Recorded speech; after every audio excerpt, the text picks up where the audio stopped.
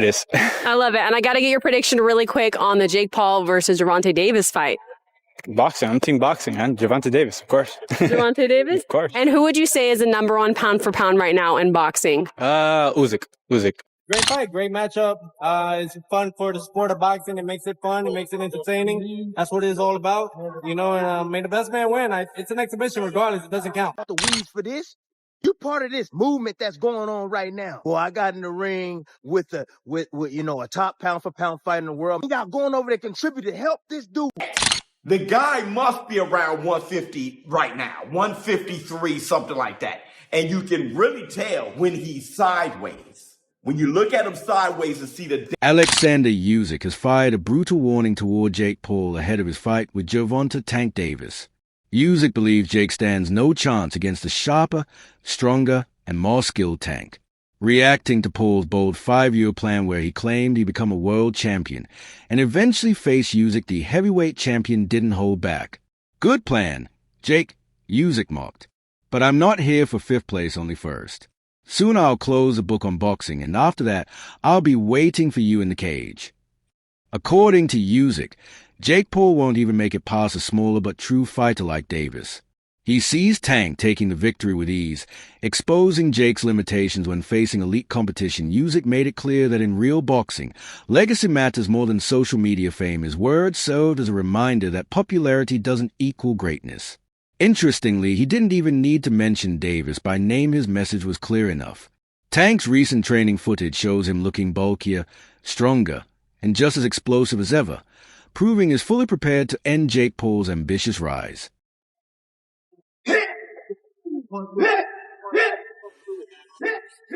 Tank's transformation is clear as adding size without losing speed or sharpness.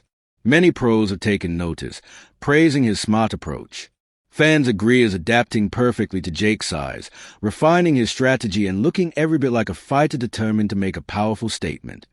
In some things, I think Gervonta's just gonna stick and move. He'll be fast, play it smart, I don't see him staying still for too long so Jake can land some shots. He'll just try to touch him. Who knows, man? It's an exhibition. It's a money grab. Tank Davis has recently opened up about his mindset ahead of the Jake Paul fight, saying, "My headspace now is way better than before. That's the only thing that matters to me. Focus and compose." He's avoiding trash talk and treating this as a real fight. With his growing size, power, and explosive movement, Tank knows he just needs to adapt. "I think it's going to be a great event. Every time I fight, it's fireworks," he added confidently. Jake Paul, on the other hand, has finally shown a glimpse of honesty about the challenges walking into. Jake Paul, Gervonta Davis. That's the state of boxing. Yeah, that's crazy. Let that sink in. Jake that's Paul, Gervonta Davis is so crazy. Yeah. 135 versus 200. That is so nuts. They're all exhibitions. None of them are. They're exhibitions. In a recent interview with TMZ, Jake Paul admitted this is the most nervous he's ever felt before a fight. He acknowledged Gervonta "Tank" Davis' elite status, calling him a top 10 pound-for-pound fighter with power in both hands and incredible skill built over years of experience. Jake admitted that despite his confident public image, this challenge genuinely scares him, a rare confession that shows the level of respect he has for Tank's talent and danger in the ring. Jake went for the jugular. Jake comes back and says, anybody that puts his hands on a woman is a scumbag, and that's you. Tank responds. In the world of responses, it was as bad as it gets. In defense of himself, he makes a comparison to P. Diddy. Jake literally just puts his head down. It's like, man. And I think that Jake was thinking in the... Even if Jake Paul believes is hyping the fight, Shannon Briggs has echoed a similar sentiment. Briggs, who trained Jake early in his career while he learned the fundamentals: footwork, balance, jab, and head movement, called the matchup great for boxing. He recalled seeing Jake's potential from the start, but his tone shifted when discussing Gervonta "Tank" Davis. Having shared the ring with real punchers, Briggs understands the danger of elite speed and timing, and Tank has both. When a former trainer focuses on the event's excitement rather than Jake's actual chances, it says a lot. It's not doubt, but concern from someone who's seen what true power and skill can do once the bell rings. For a guy that's different stature-wise.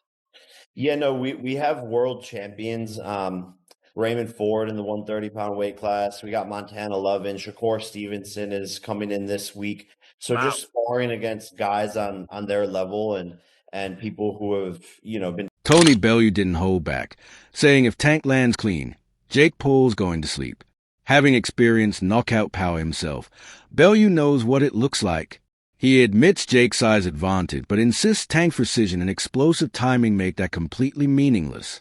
Right, I think that fight there, because of Tank's skill level, it's like it makes it fair, even though he's not. The weight difference is crazy. Really and truly, bro, Jake Paul should not land a punch on Tank. This guy's one of the great. Tank has faced and broken down much bigger opponents with elite timing and precise punch selection. Bellew made it clear Jake Paul has never shared the ring with anyone like Tank. His power is real, and with 8-ounce gloves, one clean shot could end it instantly. It's a harsh, technical, truth-one-wrong move, and Jake's night is over. He's a marketing genius, but when it comes to people depicting his fights, I can't get my head around it. If Tank hits him clean, he's going to sleep. He'll have a lot of smoke blowing up his backside by his coaching team and people like that, but when he gets hit for real, 10-ounce, I'm told it's 16-ounce gloves now, it's like an exhibition. Right. I'm told it's big gloves and head guards. Paul believes this fight is dangerous because of its unpredictability, calling it a potential safety risk rather than a spectacle. He warned that regardless of weight, Tank's explosiveness could cause serious trouble, especially with Jake Paul's tendency to keep his chin high. Veteran fighter Gabe Rosado echoed that view, praising Tank not just for his power but for his intelligent setups that break opponents down before delivering the finishing blow.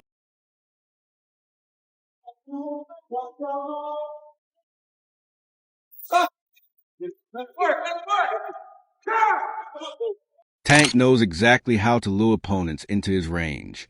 Rosado noted that he never wastes punches, and that's a key difference. Jake Paul depends on rhythm and straight shots, while Tank thrives on breaking that rhythm. He closes distance, forces reactions, then strikes when you least expect it.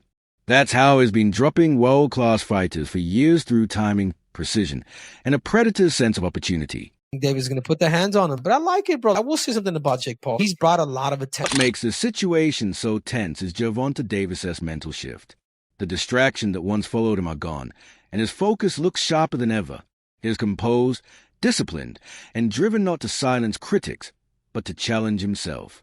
Jake Paul, on the other hand, still walks a line between entertainer and fighter.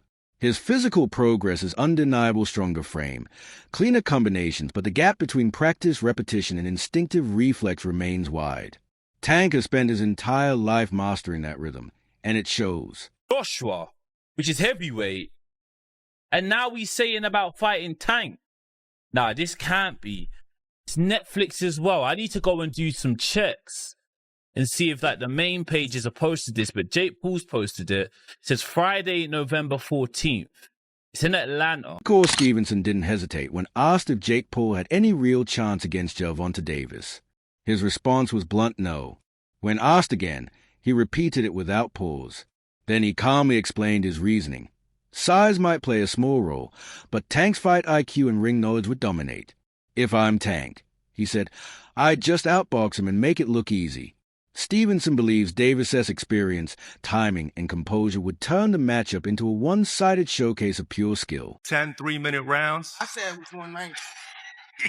The fight is 195 pounds, Tank, as you know. Over 10 3-minute rounds. And when Tank and Jake enter the squared circle to go to battle, they will be wearing 12-ounce gloves. 3 commission-approved world-class professional judges will score. Then Stevenson dug deeper into the matchup, pointing out that since it isn't officially sanctioned, no legal betting can take place. That's the thing, he said. When it's an exhibition, you remove the gambling angle because they can't allow bets on something that might be staged. He compared it to the Tyson fight, which had to be made official just so fans could wager on it. Stevenson called the whole setup wacky, unpredictable, and a circus suggesting this fight might be more spectacle than genuine competition. Realistic shot where he could land one big punch, and Tank being so much smaller, he just can't handle the power? Nah, not at all. I think Tank is he's been boxing his whole life. He's been boxing since a kid, so I doubt that's gonna be an issue or a problem. I think Jake is good for where he's at, but I think it's just levels. Do you see a more likely chance that Tank wins by? Insight into how it might play out if it's genuine. If they don't stage it and it's not just a light sparring match, then Tank's got a chance depending on glove size. Malignaggi said Jake's probably 100 pounds bigger than him, which is a massive difference. If they use small gloves, Gervon could hurt Jake if he catches him clean. But those same gloves also mean Jake could do serious damage to Gervon because of the size gap. That size gap has been the biggest conversation since the fight was announced. Fans can't believe Davis agreed to go near 190 to 195 pounds. Even if it's an exhibition, he's fought his entire career around 135. No one that small has ever crossed into cruiserweight territory against a full-size opponent before. Not seriously. Anyway. When you go get an actual real boxer, for real boxer, who is a knockout artist, who is still in his prime, and now you put him in this exhibition, this just shows me right now that the sport is officially gone, and the only hope we have is September 13th. Canelo and Buck. Nagy's comment about the gloves was key. The confirmed size is 12 ounces, larger than standard pro glove, which means more padding and less damage per punch. That benefits Gervonta Davis by giving him extra protection from JakePaul's heavier shots, though it also reduces the power he can generate from his smaller frame. Interior boxing. Right. I just hope we get the Shakur fight before that moment. So for me, that Tank fight, I mean, as I understand it, Tank's fighting Jake Paul, which is the most bizarre thing ever, but I'm sure it'll do massive numbers. Right. And I don't know what'll happen with the Lamont Roach fight, but I just hope that Jake Paul, meanwhile, doesn't seem concerned with the technical details. His focus on promoting the fight in classic Jake Paul fashion. On the Asterisk Double Coverage Asterisk podcast, he revealed there's a massive knockout bonus on the line for whoever scores a finish. While he didn't disclose the amount, he called it big, big money. According to Jake, if either fighter scores a knockout or even a TKO, the winner will walk away with a huge bonus check. Has to be called out in this too. They have one of the biggest stars in boxing, and they're putting him in this farcical fight. And they are struggling for survival, PBC. I mean, they are just falling apart. You know, the Pacquiao fight did terrible, terribly promoted. Pacquiao was hardly available. I mean, it was just that they were too cheap to hire Pacquiao. Both fighters are entering this fight determined to finish it inside the distance. Jake Paul made that clear himself, saying this won't be another Floyd versus Logan situation where no one really wins. Somebody's getting sleepy, he promised. Though it's officially labeled an exhibition due to the massive weight gap, Jake insists that doesn't make it any less dangerous. It's only an exhibition because it's like 70 pounds lighter, he explained. But when we're in there, it's real, the punches are real, and the knockouts real. Jake also kept up his trademark psychological warfare, targeting Gervonta's mindset. When asked how he plans to win, Jake said it'll begin with mental pressure. Tank's mentally weak in the ring, he claimed. As soon as things stop going his way, he starts to crumble, and things won't go his way this time. Doubling down, Jake added, "Whatever he's expecting, whatever he's planning, he's underestimating me." Massive. Paul has fought around 200 to 227 pounds. Davis dominant at just 135 pounds. Many expected Davis to fight Lamont Roach Jr. again, but instead he chose Jake Paul, a fight many say is more about money than legacy. Critics suggest that comment echoed what many have said about Gervonta's composure under pressure. He is known for starting slow, taking time to adjust before landing big counters, but that patience could backfire against a bigger, more aggressive Jake Paul. Jake plans to use his size and high output to force early mistakes. The fight will officially be an exhibition bout and won't count toward either fighter's professional record. Count towards their professional careers. The age is close. Jake Paul is 28. Gervonta Davis is 30, but the weight difference is massive. Paul has fought around 200 to 227 pounds. Davis dominant at just 135 pounds. Many expected Davis to fight Lamont Roach Jr. again, but instead he chose Jake Paul, a fight many say is more about money than legacy. Jake has already earned Mike Tyson's respect for his punching power, and now is aiming to prove he can stand toe-to-toe with an elite name like Gervonta Davis, even if it's just an exhibition. The real irony is that, despite both men calling it just business, their actions say otherwise. Each fighter sees this as a chance to make a statement, to show the world that size skill, and reputation will all be tested when they finally step in the ring. Instead, he chose Jake Paul, a fight many say is more about money than legacy. Davis want to prove that boxing's essence still stands that skill and technique can overcome size.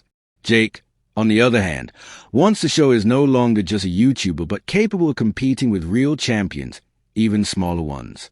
Neither man wants to leave Miami embarrassed, making this matchup even riskier. But instead of giving us the rematch with Roach, he's going to fight Jake Paul. Now, this is where you have a chance to stand up as fans. Don't pay for it. Don't watch it. But we know that you're going to. Shakur Stevenson hasn't minced words. He believes Jake Paul has absolutely no chance. The lightweight champion stated it plainly, 0 chance.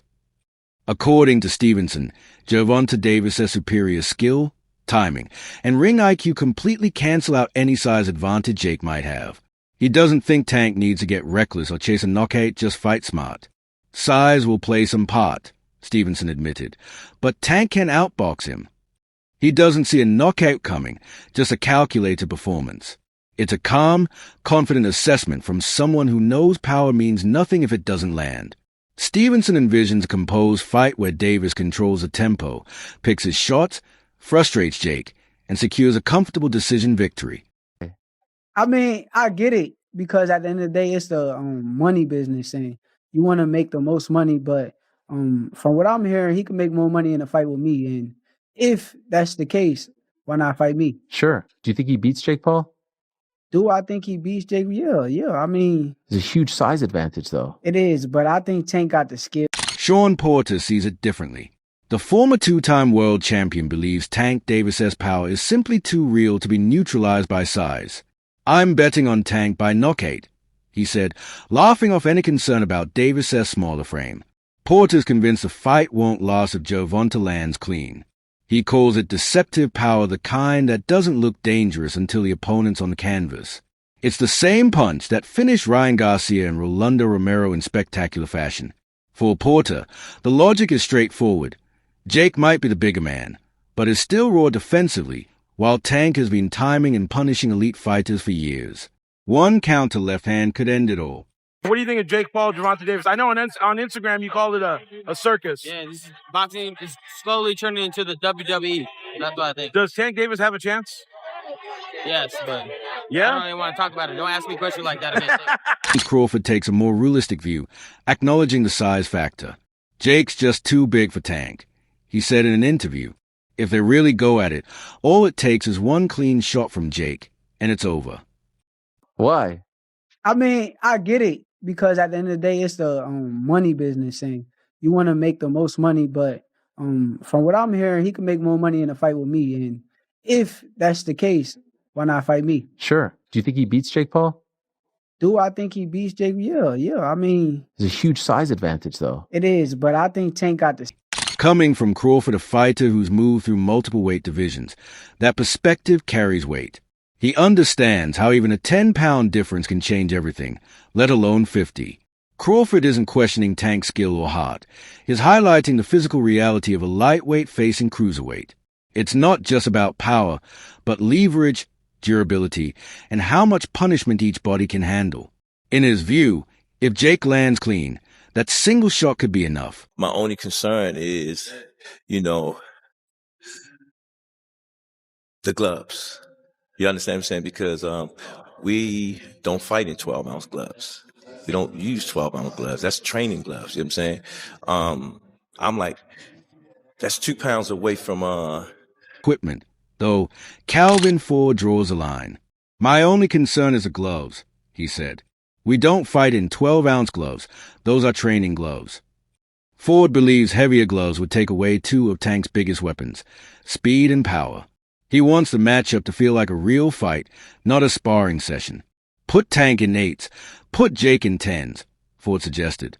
That makes it more interesting, and from there, we'll see who's really built. And it's not with power, it's not with a beautiful technique, it's just with will.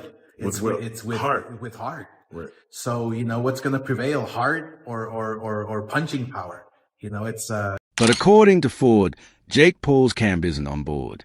I mentioned that to one of his handlers, and they said, "No, we're not doing any mix and match. It's an exhibition," Ford recalled. To him, that word exhibition doesn't sit right. He can wear the 10s, we'll wear the 8s, and then we got ourselves a real fight, Ford insisted. That's his stance. If Jake Paul truly wants to face Gervonta Davis, then make it real. No oversized gloves, no softened impact, just a genuine test of skill and power. What do you think?